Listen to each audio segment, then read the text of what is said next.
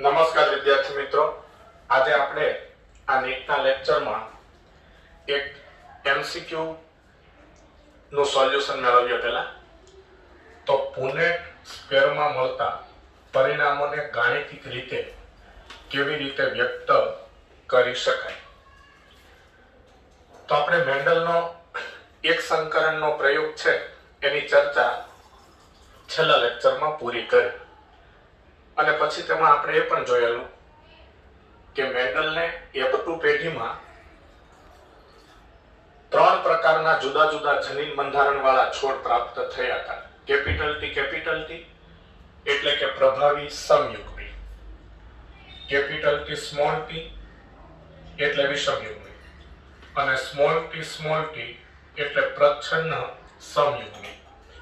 તો આ ત્રણ પ્રકારના જનીન બંધારણ ધરાવતા છોડ મેન્ડલને એક સંકરણ પ્રયોગમાં F2 પેઢીમાં પ્રાપ્ત થયેલા। સ્વરૂપ પ્રકાર બે જ પ્રકારના હતા, ઊંચા અને નીચા, કારણ કે કેપિટલ ટી જનીન બંધારણવાળા છોડ પણ ઊંચા હોય છે અને પ્રભુતાના નિયમ મુજબ કેપિટલ ટી જનીન બંધારણવાળા છોડ પણ ઊંચા હોય છે। માત્ર સ્મોલ ટી જનીન બંધારણવાળા છોડ જ નીચા હોય છે। તો આ ચર્ચા આપણે છેલ્લા લેક્ચરમાં કરી છે। હવે મેન્ડલે જે એક સંકરણના પ્રયોગ કરેલા અને તેના જે પરિણામો પ્રાપ્ત થયા એ સંકરણના પ્રયોગોના પ્રાપ્ત પરિણામોને રજૂ કરવા માટે રેજિનાલ્ડ સી પુનેટ નામના વૈજ્ઞાનિકે પુનેટ સ્ક્વેર દર્શાવેલો છે। તો પુનેટ સ્ક્વેર એ સંકરણના પ્રયોગોમાં પ્રાપ્ત થતા પરિણામોની એક રજૂઆત છે। તેમાં આપણે જાણીએ છીએ નર જન્યુને આડી હરોળમાં દર્શાવાય અને માદા જન્યુને ઊભી હરોળમાં દર્શાવાય અને આ જન્યુ વચ્ચે ફલન થઈને જે ફલિતાંડ પ્રાપ્ત થાય એ ફલિતાંડને પુનેટ ચોરસના ખાનામાં દર્શાવાય। તો આ પુનેટ સ્ક્વેરમાં જે પરિણામો દર્શાવીએ છીએ આપણે તેને ગાણિતિક રીતે કેવી રીતે વ્યક્ત કરી શકાય, તો આ એમસીક્યુ નું સોલ્યુશન આપણે જોઈએ પહેલા। તો F2 પેઢીમાં કેપિટલ ટી સ્મોલ ટી અને સ્મોલ ટી ત્રણ પ્રકારના જનીન બંધારણવાળા છોડ 1/4, 1/2 અને 1/4 પ્રમાણ હતું।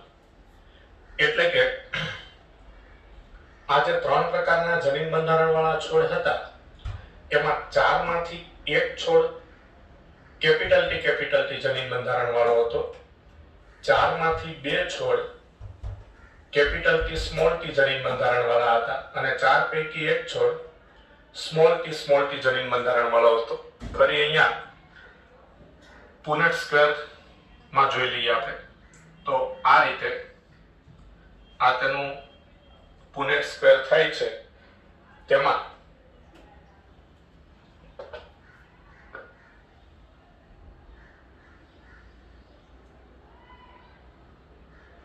આ નર જન્યુ છે,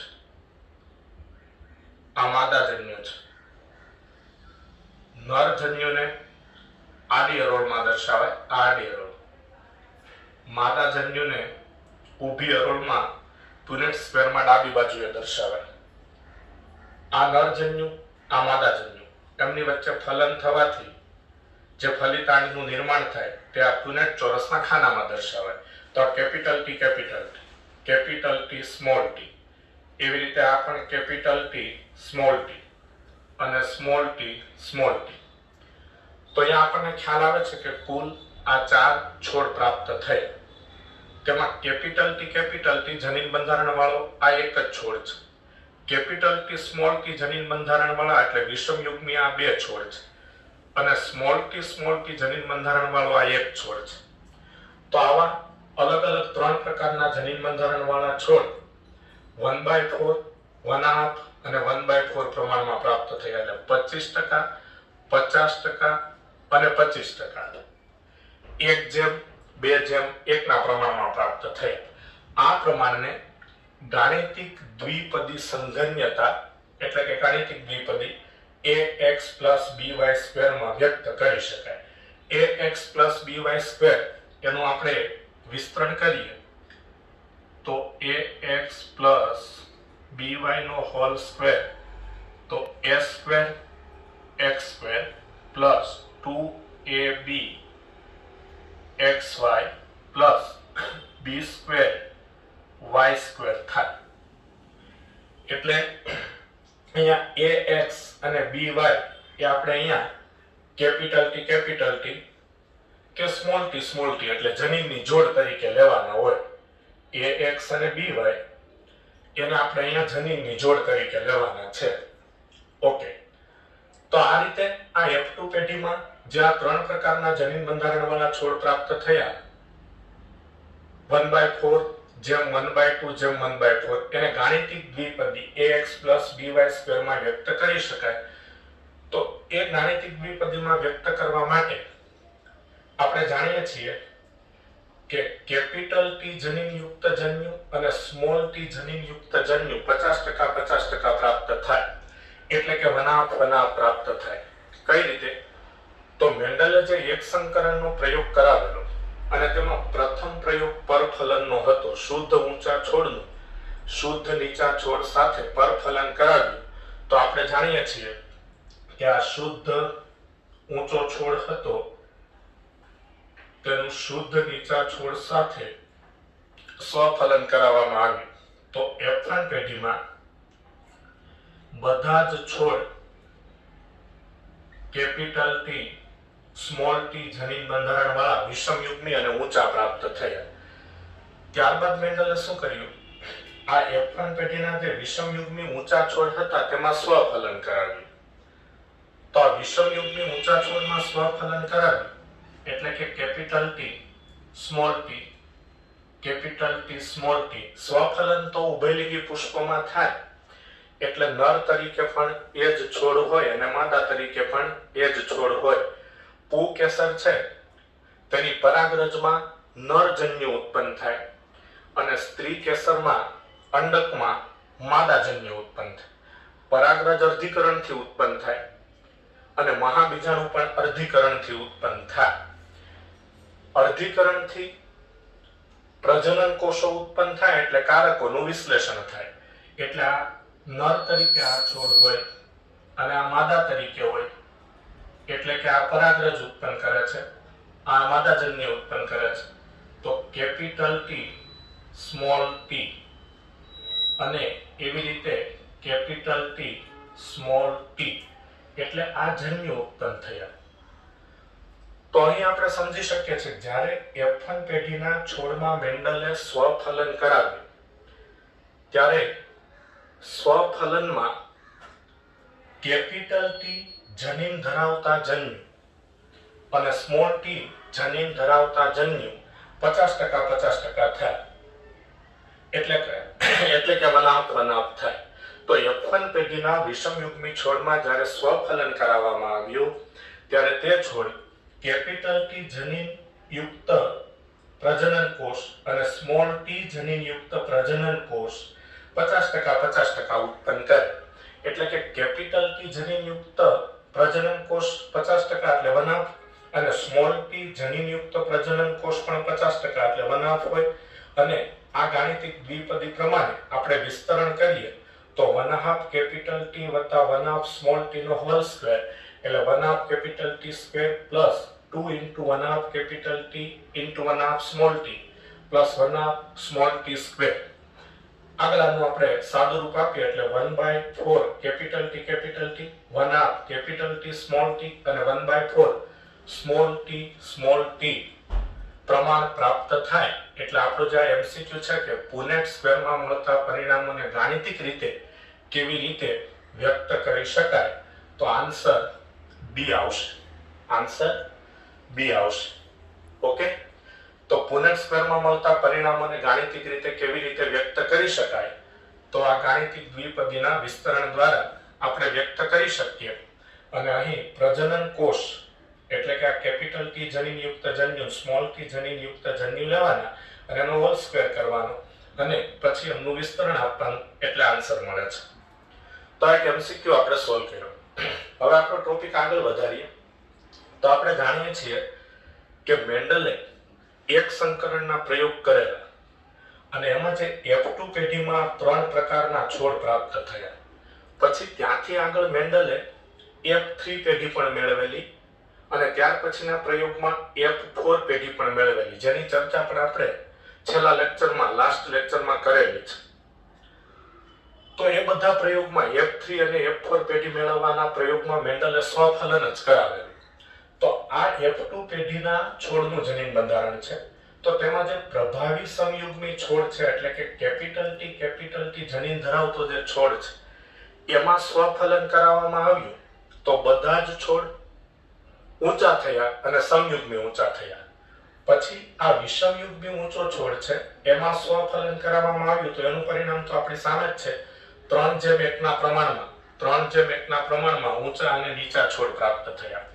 અને સ્મોલ t જનીન યુક્ત ધરાવતા નીચા છોડમાં મેન્ડલે સ્વફલન કરાવ્યું તો F3 પેઢીમાં બધા જ નીચા છોડ પ્રાપ્ત થયા. F4 પેઢીમાં પણ સેમ પરિણામ મળ્યું. એટલે મેન્ડલે નક્કી કર્યું કે નીચો છોડ હંમેશા સમયુગ્મી હોય છે. તો મેન્ડલે તેના F3 અને F4 પેઢીના પરિણામો પરથી એ નક્કી કરી લીધું કે વટાણાનો નીચો છોડ હંમેશા સમયુગ્મી હોય છે. તો મેન્ડલે F3 અને F4 પેઢીના પરિણામ પરથી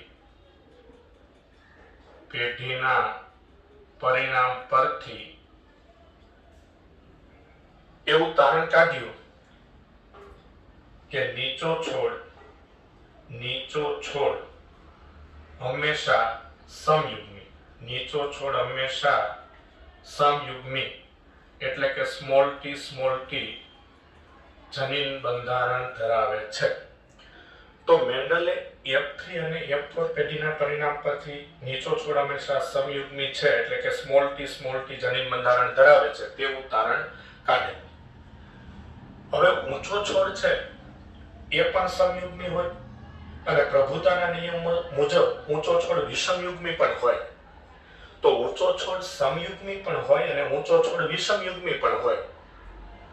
તો એ કઈ રીતે નક્કી થાય? એટલે કે ઊંચો છોડ તો સમયુગ્મી પણ છે અને વિષમયુગ્મી પણ છે. હા, નીચો છોડ હંમેશા સમયુગ્મી છે. એટલે જેટલા વટાણાના નીચા છોડ હોય એનું જનીન બંધારણ પૂછવામાં આવે તો સ્મોલ t કહી શકાય. એટલે નીચો છોડ ક્યારેય વિષમયુગ્મી ન હોય. નીચો છોડ હંમેશા સમયુગ્મી જ હોય. પણ ઊંચો છોડ તો સમયુગ્મી હોઈ શકે, વિષમયુગ્મી હોઈ શકે. તો એ કઈ રીતે નક્કી કરવું? એટલે મેન્ડલે તેના માટે કસોટી સંકરણ કરાવેલું. એટલે કસોટી સંકરણ એ શું છે? તો વટાણાનો ઊંચો છોડ સમયુગ્મી પણ હોઈ શકે અને વિષમયુગ્મી પણ હોઈ શકે. એ જનીન બંધારણ સમયુગ્મી છે કે વિષમયુગ્મી, એ જનીન બંધારણ કસોટી સંકરણના પ્રયોગો દ્વારા જાણી શકાય છે. એટલે મેન્ડલે વટાણાનો ઊંચો છોડ સમયુગ્મી છે કે વિષમયુગ્મી તે જાણવા માટે કસોટી સંકરણના પ્રયોગ કરાવેલા. તો હવે આપણે મેન્ડલના એક સંકરણ માટેના એટલે કે એક સંકરણના કસોટી સંકરણના પ્રયોગની વાત કરીએ. કસોટી સંકરણ. તો કસોટી સંકરણ મેન્ડલે શા માટે કરાવેલું એ આપણે જોઈ લીધું કે વટાણાનો ઊંચો છોડ સમયુગ્મી છે કે વિષમયુગ્મી તે નક્કી કરવા માટે કરાતા સંકરણને કસોટી સંકરણ કહેવાય છે. હા, સ્વરૂપ પ્રકાર તો આપણે જોઈને નક્કી કરી શકીએ. દાખલા તરીકે કોઈ ખેતરમાં કે કોઈ બગીચાની જમીનમાં વટાણાના 10 કે 12 જેટલા છોડ ઉગેલા હોય અને એમાં કેટલાક ઊંચા હોય અને કેટલાક નીચા હોય અને એ બાબતે આપણને પૂછવામાં આવે કે આમાં ગણતરી કરી બતાવો કે કેટલા છોડ ઊંચા છે અને કેટલા છોડ નીચા છે, તો એ તો આપણે જોઈને નક્કી કરી શકીએ. એટલે કે સ્વરૂપ પ્રકાર તો જોઈને ખ્યાલ આવી જાય કે ઊંચા દેખાતા હોય કમ્પેરિઝનમાં નીચા છોડની કમ્પેરમાં એ ઊંચા અને નીચા દેખાતા હોય એ નીચા. એટલે સ્વરૂપ પ્રકાર તો જોઈને ખ્યાલ આવે. પણ જનીન પ્રકાર એટલે જનીન બંધારણ એ તો કઈ જોઈને ખ્યાલ ના આવે. એટલે જનીન પ્રકાર એટલે કે જનીન બંધારણ સમયુગ્મી છે કે વિષમયુગ્મી, એટલે કે વટાણાનો ઊંચો છોડ સમયુગ્મી છે કે વિષમયુગ્મી, તે નક્કી કરવા માટે કસોટી સંકરણ કરવામાં આવે છે. કસોટી સંકરણ કરવામાં આવે છે. તો વટાણાનો ઊંચો છોડ સમયુગ્મી છે કે વિષમયુગ્મી? ઊંચો છોડ સમયુગ્મી કેપિટલ ટી જનીન બંધારણ ધરાવે છે કે વિષમયુગ્મી એટલે કે કેપિટલ ટી સ્મોલ ટી જનીન બંધારણ ધરાવે છે, તે નક્કી કરવા માટે કસોટી સંકરણ થાય. જે છોડનું જનીન બંધારણ જાણવું છે, એટલે કે ઊંચો સમયુગ્મી છે કે ઊંચો વિષમયુગ્મી છે એ જાણવું છે, તેનું કસોટી સંકરણ હંમેશા બંને પ્રચ્છન્ન જનીન ધરાવતા પિતૃ સાથે થાય. એટલે આ સમયુગ્મી ઊંચો છોડ છે એનું કસોટી સંકરણ હંમેશા બંને પ્રચ્છન્ન જનીન ધરાવતા પિતૃ સાથે જ થાય. જે છોડનું કસોટી સંકરણ કરાવવું છે, એટલે કે જે છોડનું જનીન બંધારણ આપણે જાણવું છે, તેનું કસોટી સંકરણ હંમેશા બંને પ્રચ્છન્ન જનીન ધરાવતા પિતૃ સાથે જ થાય. એટલે કે કસોટી સંકરણમાં બીજા પિતૃ, એક પિતૃ તો જેનું જનીન બંધારણ જાણવું છે એ હોય, તો બીજા પિતૃ હંમેશા બંને પ્રચ્છન્ન જનીન વાળા જ હોય. તો કસોટી સંકરણમાં બીજા પિતૃ હંમેશા બંને પ્રચ્છન્ન જનીન વાળા જ લેવામાં આવે. તો આ રીતે ઊંચા છોડનું આ પ્રચ્છન્ન જનીન વાળા નીચા છોડ સાથે કસોટી સંકરણ કરાવવામાં આવે તો પ્રાપ્ત છોડ કેપિટલ ટી સ્મોલ ટી એટલે કે વિષમયુગ્મી થાય અને બધા જ પ્રાપ્ત છોડ ઊંચા થાય. એટલે બધા છોડ ઊંચા થાય. તો આ રીતે ઊંચા છોડનું નીચા છોડ સાથે એટલે કે પ્રચ્છન્ન જનીન વાળા છોડ સાથે કસોટી સંકરણ કરવામાં આવે તો બધા છોડ ઊંચા થાય. પણ હા, વિષમયુગ્મી ઊંચો છોડ હોય, આ વિષમયુગ્મી ઊંચો છોડ છે, આનું કસોટી સંકરણ બંને પ્રચ્છન્ન જનીન વાળા નીચા છોડ સાથે થાય. તો આપણે જાણીએ છીએ કે જે છોડનું કસોટી સંકરણ કરવું હોય તો એ કસોટી સંકરણમાં બીજા પિતૃ હંમેશા પ્રચ્છન્ન જનીન વાળા જ લેવામાં આવે. તો આ ઊંચો છોડ વિષમયુગ્મી છે. કસોટી સંકરણના પરિણામ પહેલા આપણને માહિતી નથી, એટલે આ બંને પ્રયોગોના પરિણામો પ્રાપ્ત થઈ જાય પછી આપણે નક્કી કરશું કે ઊંચો છોડ સમયુગ્મી છે કે વિષમયુગ્મી. તો આ ઊંચો છોડ છે, વિષમયુગ્મી છે એટલે બે પ્રકારના જન્યુ ઉત્પન્ન કરે. વિષમયુગ્મી સજીવ હંમેશા બે પ્રકારના જન્યુ ઉત્પન્ન કરે એક સંકરણ માટે, અને સમયુગ્મી સજીવ હંમેશા બધા જ જન્યુ એક પ્રકારના ઉત્પન્ન કરે. એટલે આમાં બધા જ જન્યુ સ્મોલ ટી જનીન વાળા ઉત્પન્ન થાય. અને આ ઊંચા છોડમાં જન્યુ બે પ્રકારના ઉત્પન્ન થાય, કેપિટલ ટી જનીનયુક્ત અને સ્મોલ ટી જનીનયુક્ત. હવે ફલનની શક્યતાઓ દર્શાવી તો આ જન્યુનું ફલન કરે. દાખલા તરીકે આ નર જન્યુ છે, આ માદા જન્યુ છે, એટલે આ છોડ નર છે, આ માદા છે. જો કે વટાણાના છોડમાં તો નર અને માદા અલગ ના હોય, પણ ઇમેસ્ક્યુલેશનની ક્રિયાથી પુષ્પ પરિપક્વ થાય પહેલા પુકેસર દૂર કરી દેવામાં આવ્યું હોય, પછી એનું બેગિંગ કરેલું હોય, એટલે આપોઆપ એ પુષ્પમાં માત્ર સ્ત્રી કેસર વધે, એટલે સ્ત્રી કેસર બચે, એટલે માદા પુષ્પ. અને જે છોડની પરાગરજ લેવામાં આવે એ નર. તો આ નર જન્યુ, આ માદા જન્યુ. ઓકે, તો આ નર જન્યુ આ માદા જન્યુનું ફલન કરે તો ફલિતાંડમાં કેપિટલ ટી અને સ્મોલ ટી જનીન આવે. એવી રીતે આ જન્યુ એટલે કે આ નર જન્યુ આ માદા જન્યુનું ફલન કરે તો સ્મોલ ટી જનીન બંધારણ ફલિતાંડમાં પ્રાપ્ત થાય. આ ઊંચો છોડ પ્રાપ્ત થાય. એક કેપિટલ ટી હોય કે બંને કેપિટલ ટી જનીન હોય એટલે હંમેશા છોડ ઊંચો જ પ્રાપ્ત થાય. આ નીચો છોડ પ્રાપ્ત થાય.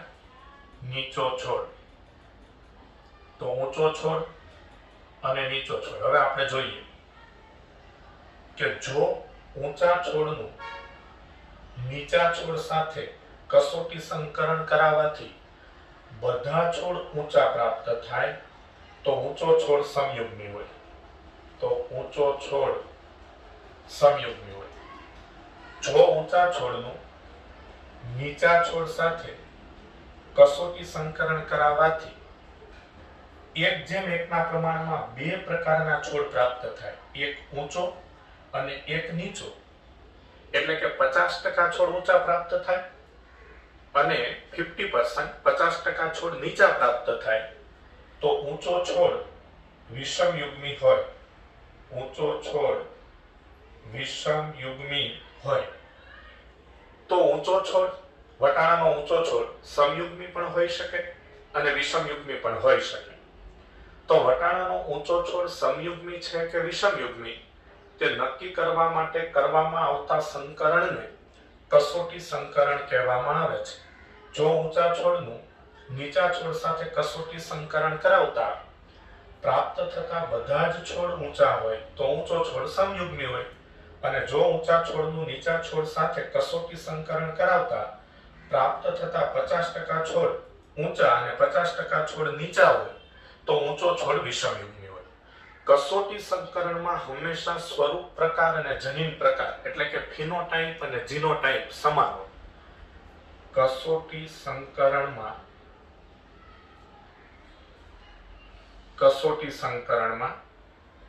હંમેશા સ્વરૂપ પ્રકાર એટલે phenotype is equal to genotype. Phenotype is equal to genotype એટલે કે કસોટી સંકરણથી પ્રાપ્ત થતી સંતતિમાં સ્વરૂપ પ્રકાર અને જનીન પ્રકાર હંમેશા સમાન હોય. આ બંને કસોટી સંકરણના પ્રયોગ છે, આપણે ચેક કરી લઈએ. આ ઊંચો છોડ અને આ નીચો છોડ એમનું કસોટી સંકરણથી બધા છોડ ઊંચા પ્રાપ્ત થયા તો તમે જોઈ શકો છો કે સ્વરૂપ પ્રકાર એક જ પ્રકારના મળ્યા, બધા ઊંચા છોડ. તો જનીન પ્રકાર પણ એક જ પ્રકારનું મળ્યું, કેપિટલ T સ્મોલ t. એટલે સ્વરૂપ પ્રકાર અને જનીન પ્રકાર ફિનોટાઇપ અને જીનોટાઇપ સમાન થયા. આ વિષમયુગ્મી ઊંચો છોડ છે, તેનું નીચા છોડ સાથે કસોટી સંકરણ કરાવ્યું તો 1:1 પ્રમાણમાં ઊંચા અને નીચા છોડ પ્રાપ્ત થયા. તો સ્વરૂપ પ્રકારનું પ્રમાણ 1:1 છે. સ્વરૂપ પ્રકારનું પ્રમાણ 1:1 છે. તો જનીન પ્રકારનું પ્રમાણ પણ 1:1 છે. બે પ્રકારના જનીન બંધારણ મળે છે. 50% છોડમાં કેપિટલ T સ્મોલ t અને બાકીના 50% છોડમાં સ્મોલ t સ્મોલ t. એટલે જનીન પ્રકાર પણ અહીં 1:1 મળે છે અને સ્વરૂપ પ્રકાર પણ 1:1 પ્રાપ્ત થાય છે. એટલે કસોટી સંકરણમાં ફિનોટાઇપ અને જીનોટાઇપ હંમેશા સમાન જ હોય છે. તો આ વાત કસોટી સંકરણની થઈ. આગળની ચર્ચા, આગળના ટોપિકનો અભ્યાસ આપણે નેક્સ્ટ લેક્ચરમાં કરીશું. અહીં લેક્ચર પૂર્ણ કરીએ છીએ.